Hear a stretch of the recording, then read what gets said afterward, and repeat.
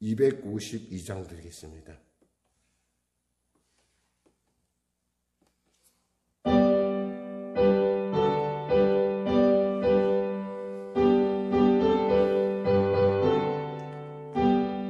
나의 죄를 씻기는 예수의 피밖에 없네.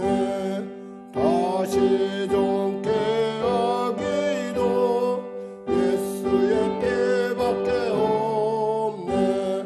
예수의 흘린 피 나에게 하오니 귀하고 귀하다. 예수의 피밖에 없네. 나를 정케 하기는 예수의 피밖에 없네.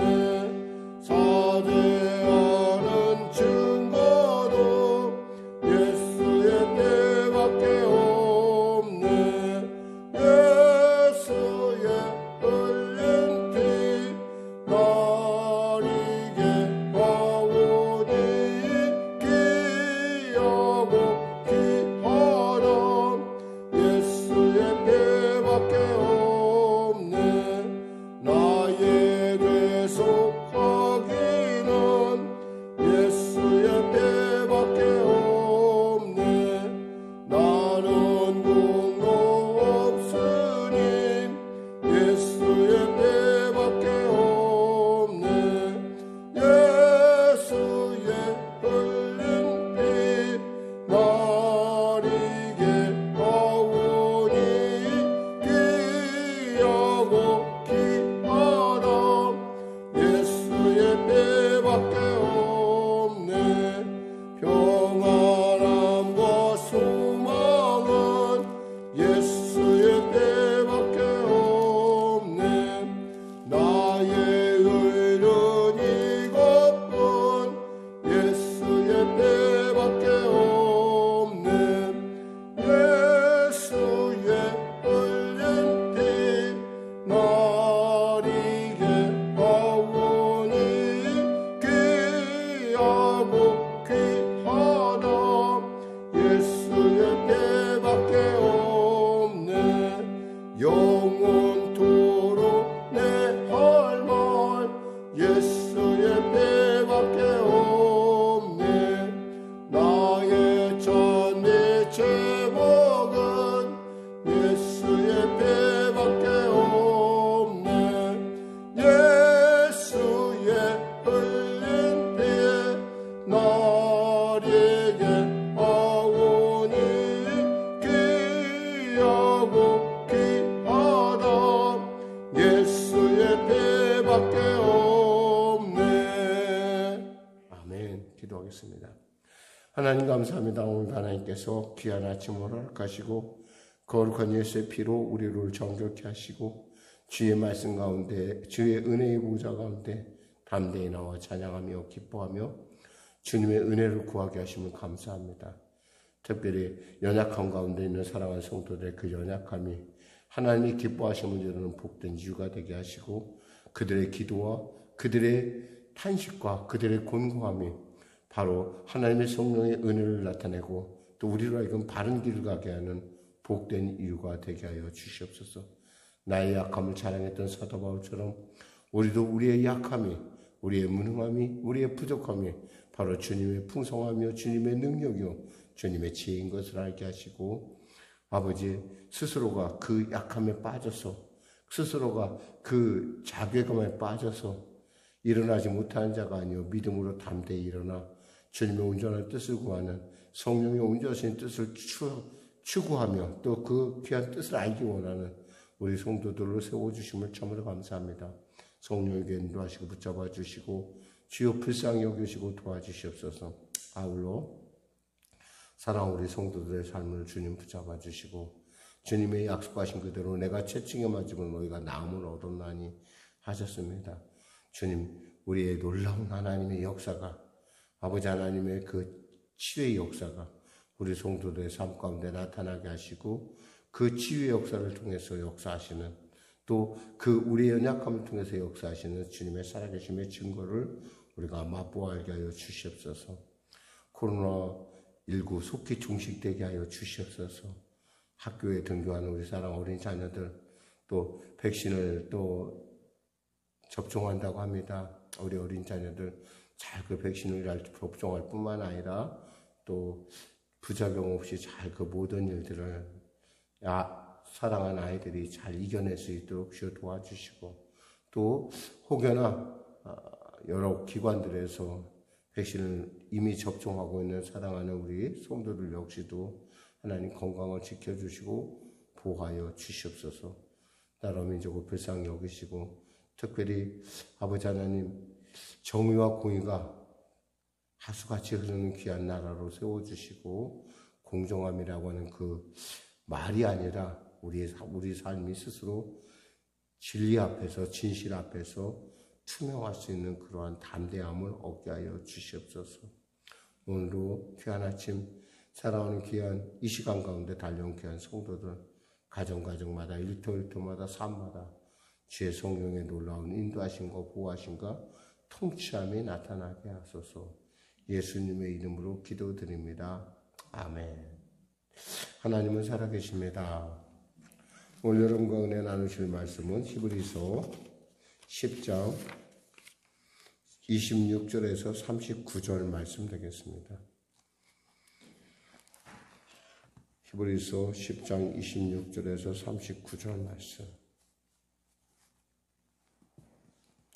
우리 같이 합독하겠습니다.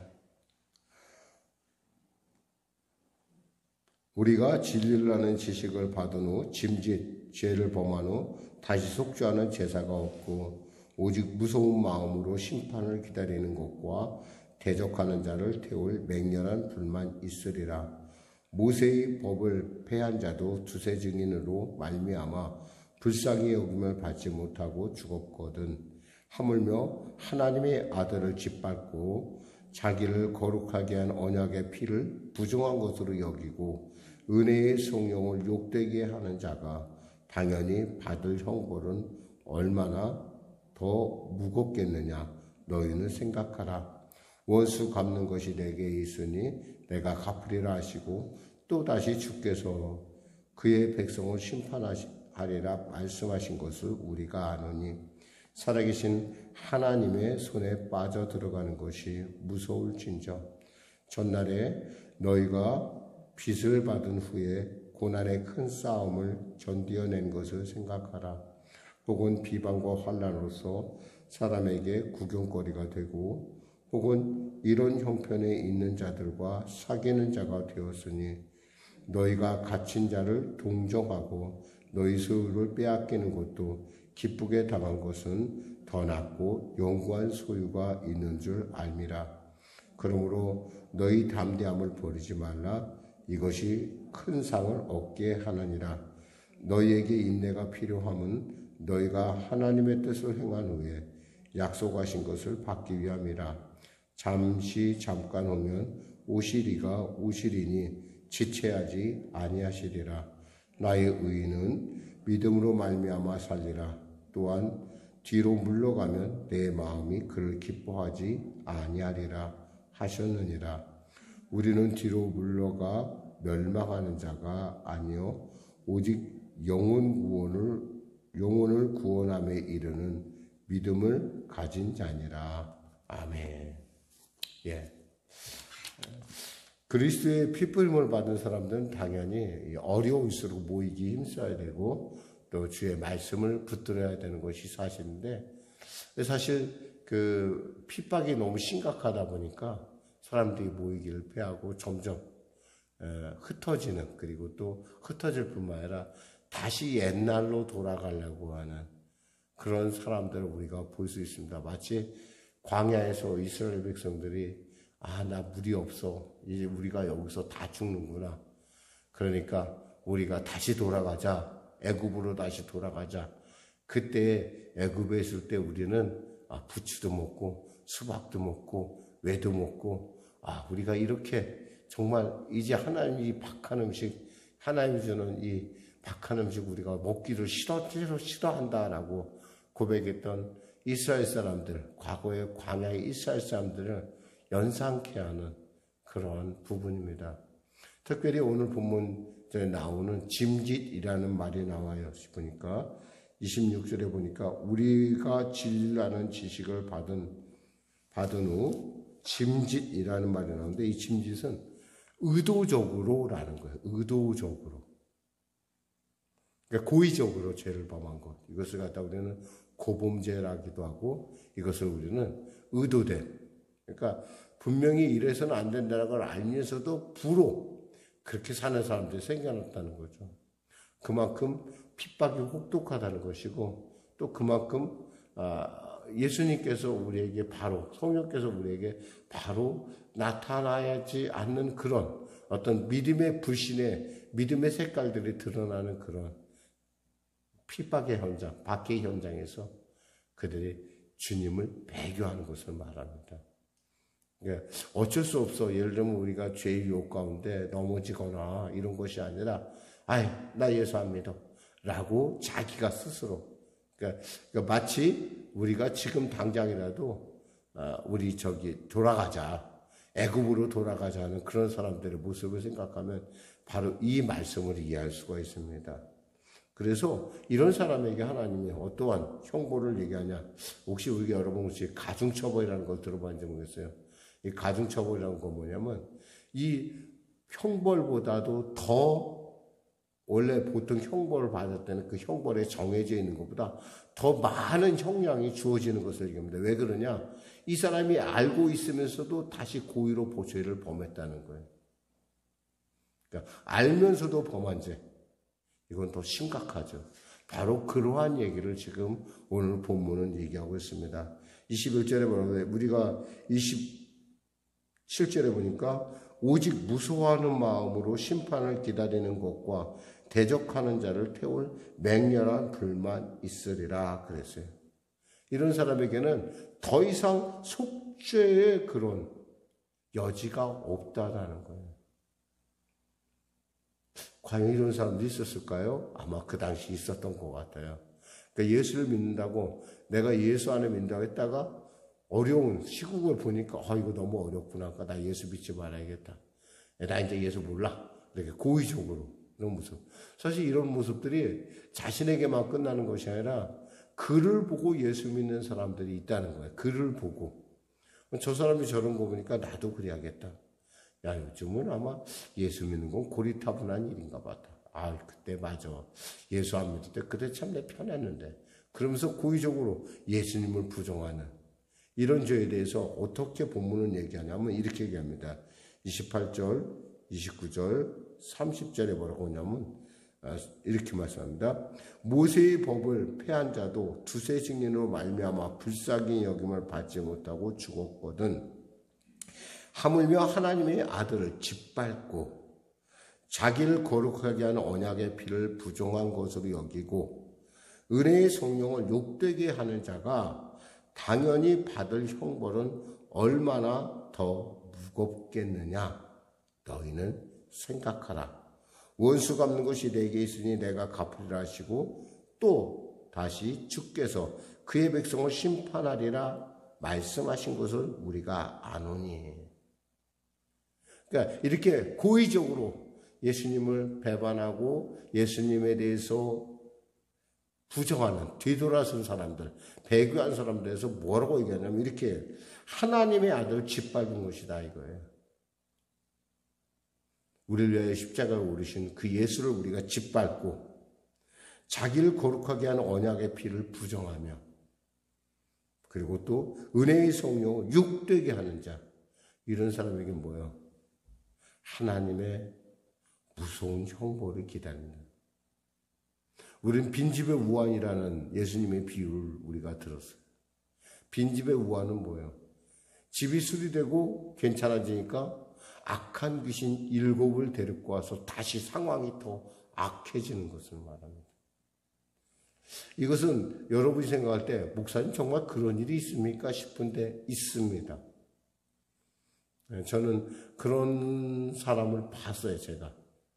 그러니까 예수를 잘 믿다가 자기가 좀 나아진다 싶으니까 예수 믿는 게 귀찮아진 거예요. 그러니까 그때부터는 갑자기 좀 나아지고 좋아질 것 같으니까 오지 말래. 나 이제 더 이상 예수 안 믿을 던가 오지 말래. 왜냐하면 또 그분은 무엇보다 집안의 종손이기도 했어요.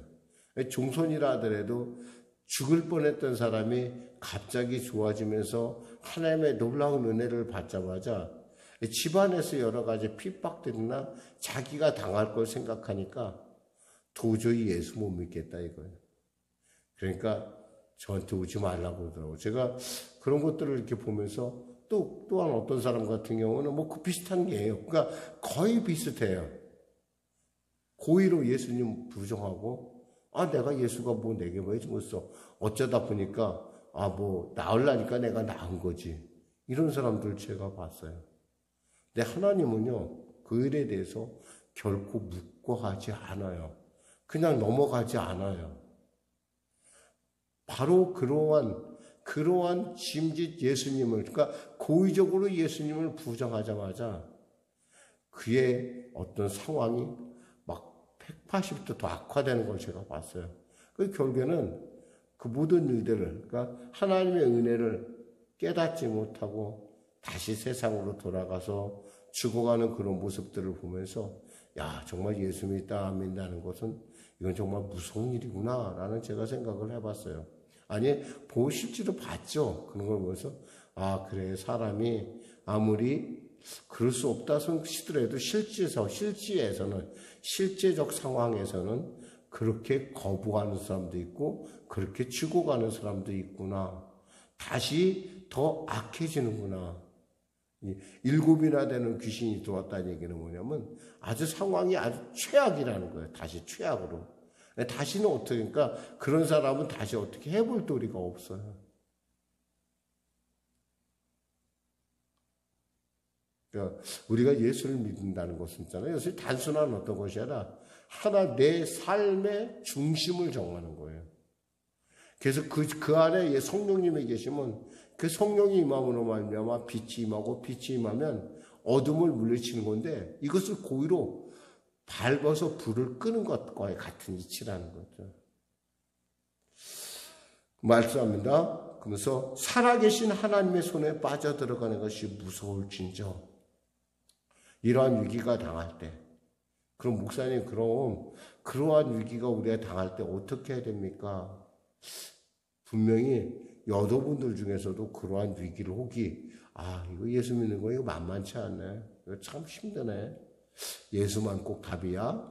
이런 생각이 혹여나 그런 사람이 드는 사람이라면 여러분 이걸 다음 절을 보세요. 30절, 32절, 33절, 34절을 볼까요? 전날에 너희가 빛을 받은 후에 고난의 큰 싸움을 견뎌낸 것을 생각하라. 이런 위기가 우리에게 닥칠 때 우리가 제일 먼저 생각해야 될 것은 우리가 과거에 우리가 바로 예수님 믿고 나서 응답받은 여러 가지 많은 일들을 우리가 한번 돌이켜보라는 거예요.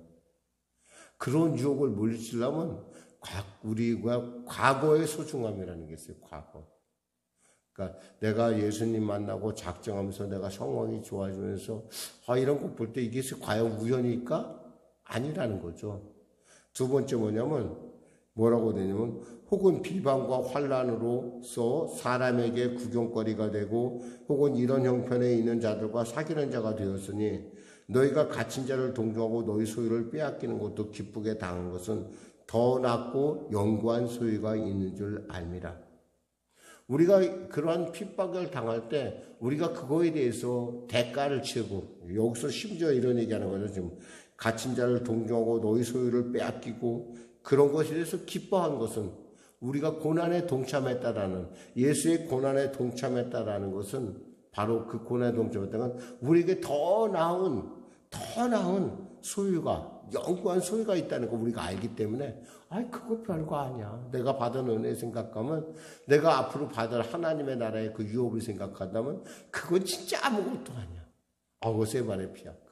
그런 거 난 상관없어. 우리가 한번 자기 자신을 돌이켜보면 자기에게 주어질 하나님의 풍성한 은혜를 다시 한번 되새김질할 필요가 있다는 거죠. 그러면서 35절에 그러므로 너희 담대함을 버리지 말라. 이것이 큰 상을 얻게 하느니라. 그러한 위기가 날 때 담대함을 버리지 말라. 이 담대함은 뭐예요? 어디서 나와요? 담대함은 믿음에서 나와요. 믿음은 뭐예요? 이제 11절에 우리가 공부하겠지만, 말씀을 나누겠지만, 은혜를 나누겠지만, 믿음은 바라는 것들의 증거요, 보지 못한 것들의 실상이라는 거예요. 그러니까 믿음은 있잖아요. 바라는 것들의 실상이요, 보지 못하는 것들의 증거라는 그 말. 이 증거와 실상은 사실 거의 비슷한 뜻이에요. 그러니까 우리가 바라보고 하는 것은 남들은 세상은 보지 못해요. 근데 우리는 보여요. 그러니까 우리가 이 일 가운데 담대히 달려갈 수 있는 거예요. 그러면서 뭐라고 하는 36절에 너희가 인내가 필요한 것은 너희 하나님의 뜻을 행한 후에 약속하신 것을 받기 위함이라. 인내, 참아야 된다는 거예요. 우리가 기도하고 나서도 자기의 기도도 잃어버릴 때가 있어요. 시간 지나면. 근데 하나님은요, 인내하는 자에게 반드시 응답해 주시는 하나님이시라는 거예요. 예수를 믿다 보면요, 정말 예수에 대해서 점점 알 수 있는 것은 하나님은 한 번도 우리의 기도에 대해서 거절하신 적이 없다라는 거예요. 설사 거절조차도 나중에 돌이켜보면 아, 하나님이 그때 만일에 응답하셨으면 어찌 됐을까? 이런 때에 따라 응답하지 않음조차도 나중에 뒤에 돌이켜보면 아, 그것이 하나님의 섭리였구나. 하나님의 놀라운 합력하여 선을 이루어 가시는 거겠구나.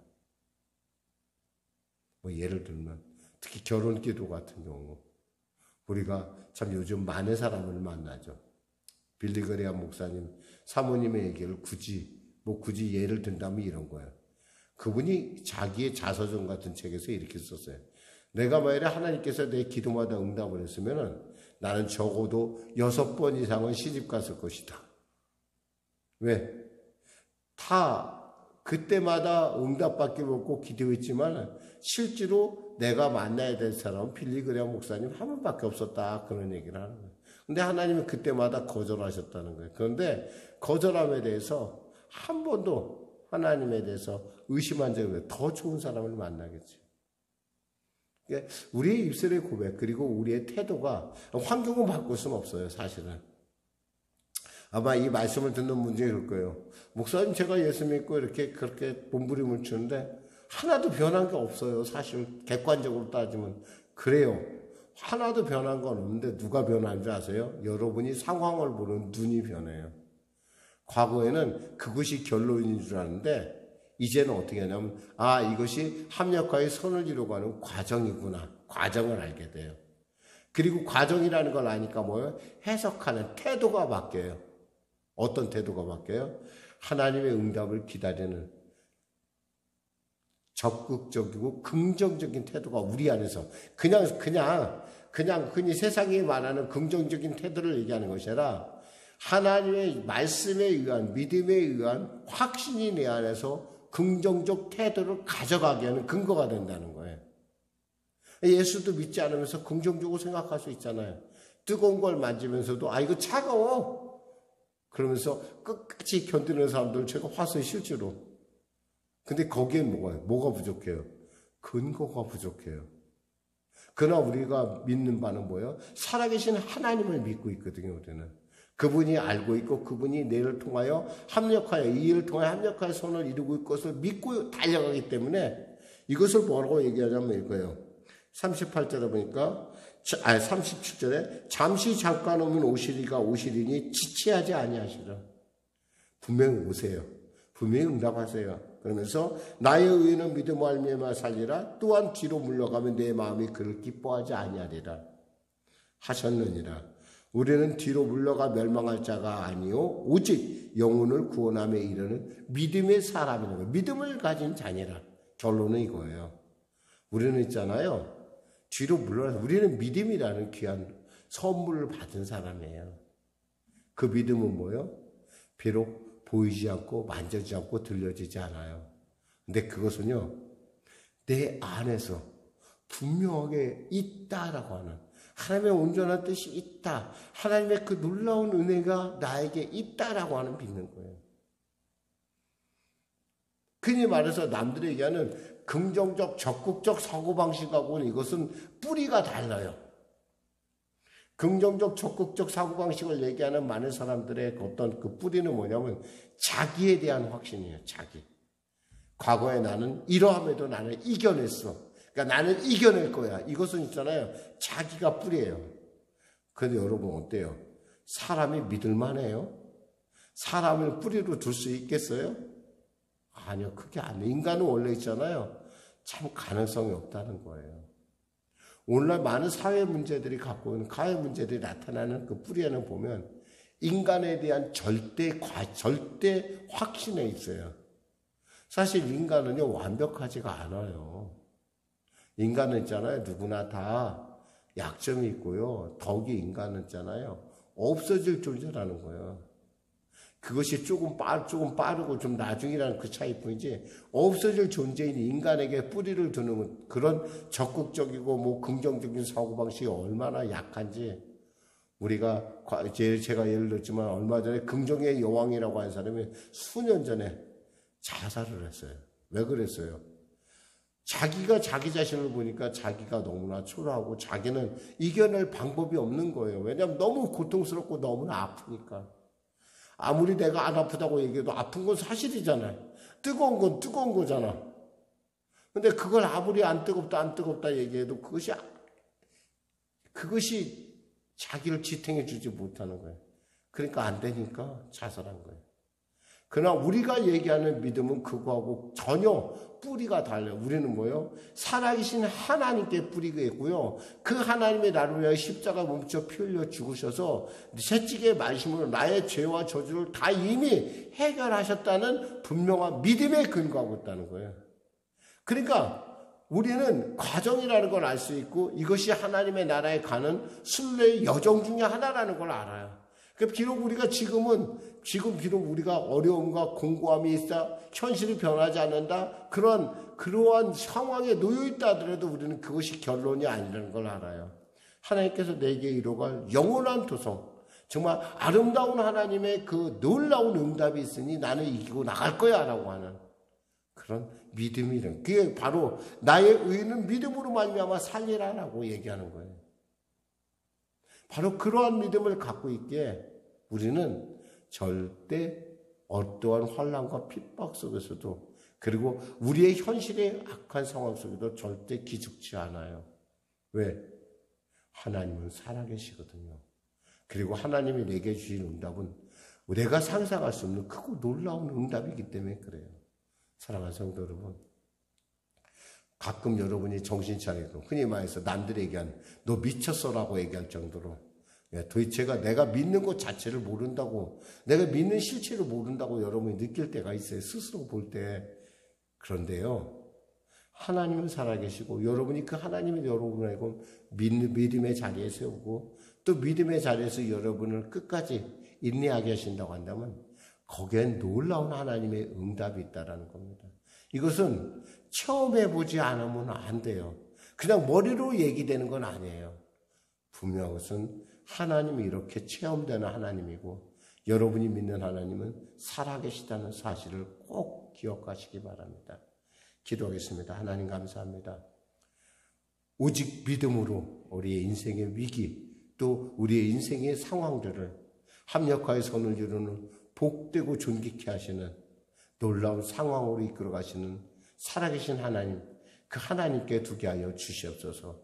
예수님의 이름으로 기도드립니다. 아멘. 우리 말씀 생각하며 찬양 드리겠습니다. 찬송가 346장입니다.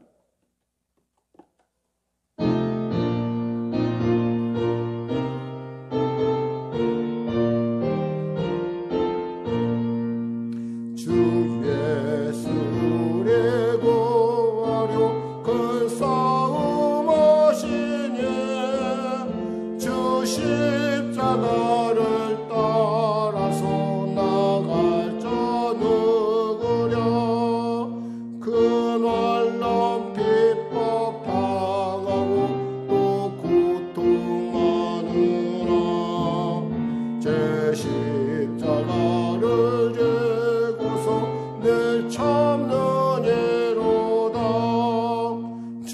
예수 고난 당할 때 저 원수 위하여 죄 용서함을 뱀같이 또 필자 누구랴 저 순교자가 죽을 때 그 원수 사고 제 영혼 부탁했으니 주 따르니로다 저 택함 받은 사도들 주 성령 받으는 큰 환난 고통 당할 때 다 참고 이겼네 그 험한 고난 넘어서 저 천성 왔으니 주 맺는 능력에도 본받게 하소서. 아멘. 하늘에 계신 우리 아버지, 아버지의 이름을 거룩하게 하시며 아버지의 나라가 오게 하시며 아버지의 뜻이 하늘에서 같이 땅에서도 이루어지게 하소서.